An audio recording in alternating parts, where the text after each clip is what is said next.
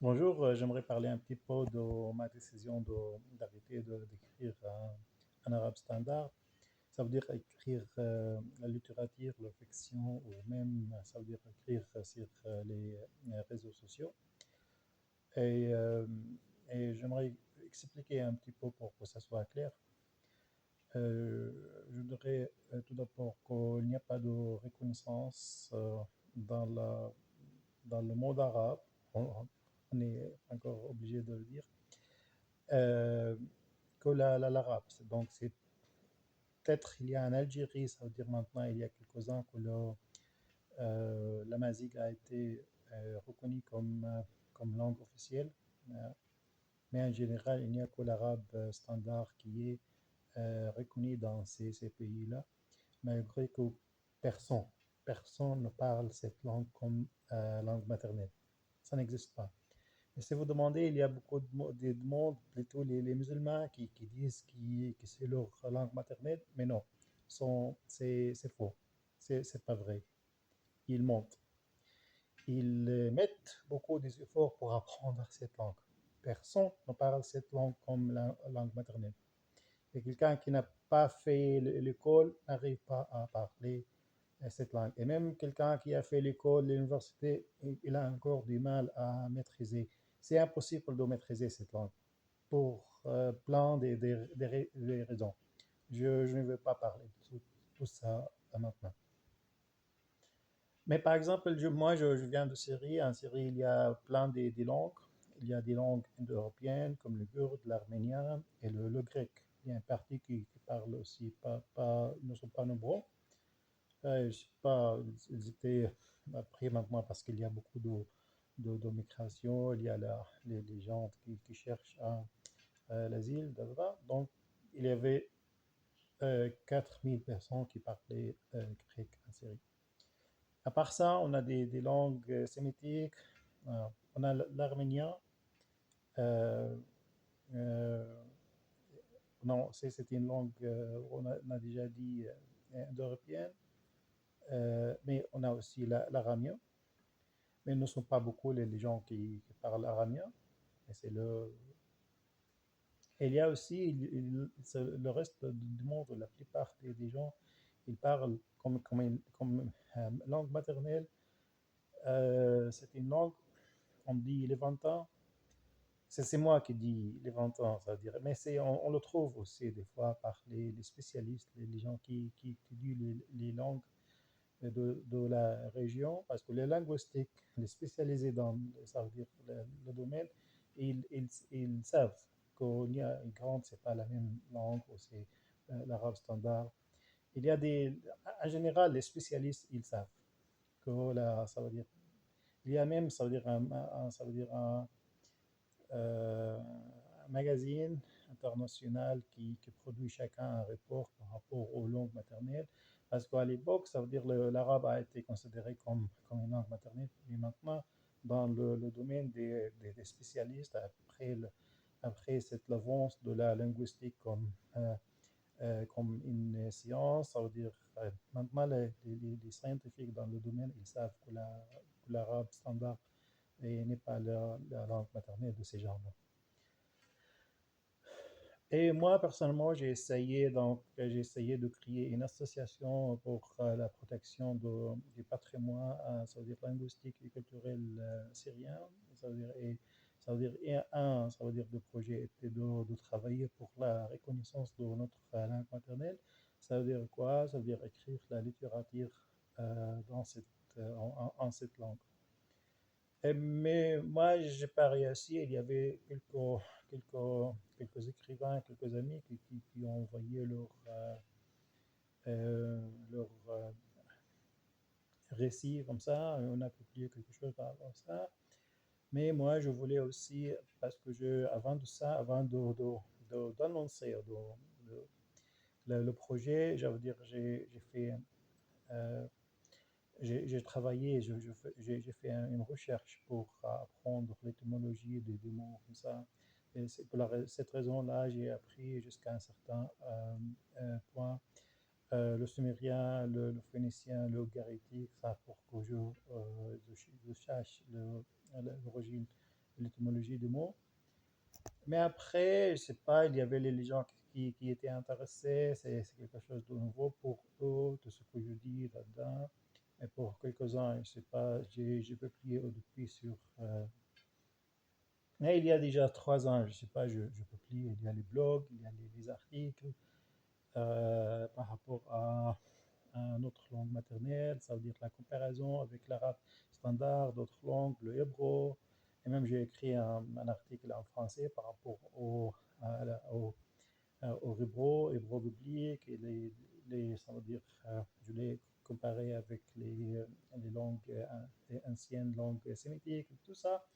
Donc, je mettais beaucoup des efforts là-dessus.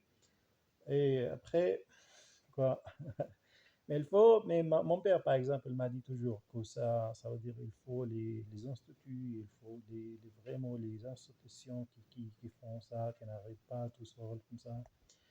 Mais moi, je voulais faire quelque chose, faire l'appel d'Arda ou de mettre les jours pour inviter les gens. Peut-être, je me suis dit, il y aura peut-être après des gens qui sont intéressés. Et j'ai fait un appel aux intellectuels, les Syriens qui s'intéressent, les peintres, par exemple, ouais, ça veut dire pour créer des projets, et ça veut dire le but, c'est pas nécessairement la langue, ça veut dire parce que le projet aussi, et, il y avait la protection aussi de leur patrimoine culturel, et pas seulement le patrimoine linguistique. Mais c'était fatigant, ça m'a beaucoup fatigué parce que j'ai ressenti que j'étais presque tout seul. Non, pas tout seul, mais il y a par exemple, il y a un ami qui écrit, qui a commencé d'écrire à l'âge de 60 des récits. Il écrit ça veut dire en sa langue maternelle. Et maintenant, s'ils essaient, ça veut dire, moi, si j'écris quelque chose dans ma langue maternelle, c'est-à-dire, et je fais de le publier, presque personne n'accepte pas, parce que leur idéologie, c'est l'islamisme, qu'il faut protéger l'arabe standard. Donc, on a un différent point de vue par rapport à ça. Pour eux, ce qui est pour le musulman, les arabistes, ce qui est important pour eux, c'est l'arabe standard. C'est la langue, malgré que ce n'est pas notre langue maternelle, mais c'est la langue qu'on doit protéger et enseigner, apprendre, tout ça. Et pour moi, c'est quelque chose qui est lié à l'islamisme, à l'arabisme. Ça veut dire que c'est quelque chose qui est euh, contre ça veut dire le patrimoine, parce qu'il n'y a pas de reconnaissance de syriaque, d'aramien, de hébreu, de beaucoup de choses. Et même mais pour eux, il y a, ça veut dire, pour je répète un petit peu, pour les islamistes, les arabistes, ça veut dire il faut mettre l'accent là-bas. Donc, on a des points de vue, mais je n'arrivais pas, ça veut dire j'ai fait des appels aux gens qui ne sont pas, ça veut dire, euh, arabistes, ne sont pas islamistes, mais ils sont, ils sont, euh, ils sont influencés, ou ils n'ont pas des outils, ça veut dire ils ne savent pas, même par rapport beaucoup, ils n'ont pas beaucoup de... Pourquoi? Parce qu'ils ont étudié dans les écoles contrôlées ou criées même par les arabistes et tout ça. À la fin du compte, mais moi, mon parcours dans la vie, c'était tout différent, parce que moi, j'ai appris les langues européennes comme ça, l'anglais, plutôt l'anglais qui m'a aidé beaucoup à découvrir le monde. Et ça, donc, dans ce sens-là, je suis privilégié. Donc, j'avais les outils que les autres n'ont pas. Ça veut dire j'ai un accès aux recherches. J'arrive à lire les articles scientifiques n'importe où dans le monde. Et je sais, j'ai les, les capacités à trouver ce que je cherche. Et tout ça, donc ça m'a donné, j'ai les capacités à m'investir, à sacrifier le temps, l'argent pour ça. Et il n'y a pas beaucoup de monde qui peuvent faire ça.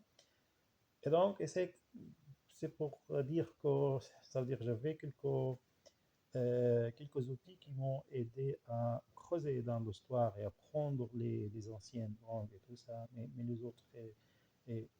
Mais après que ça veut dire j'ai appris une certaine connaissance, je voulais aussi partager ça avec les autres. C'est-à-dire parce que moi, toujours, je ressentis que je suis privé de voir, parce que avant que j'ai cherché, j'arrivais pas même à imaginer la lettre phénicienne, ça veut dire le cuneiforme et tout ça.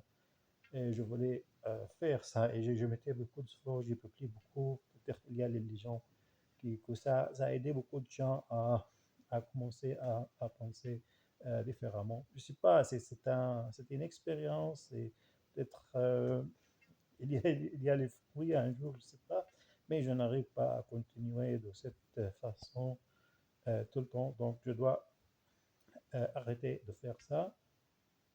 Et comme j'habite en Suisse, donc je dois vraiment chercher à faire les choses possibles où il y a les outils, où il y a les autres gens intéressés.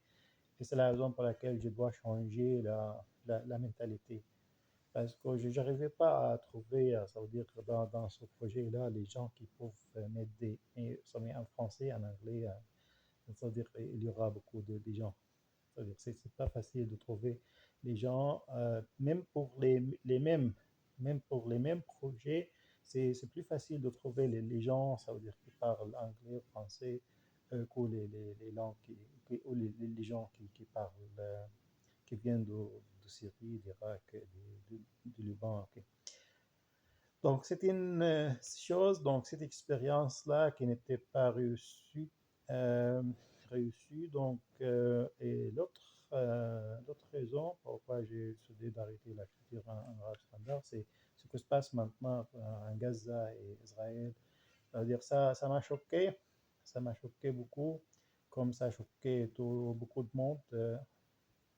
Ça veut dire ce que les gens de Gaza ont attaqué les civiliens, les civils, ils ont pris les otages et tout ça, ça m'a beaucoup choqué.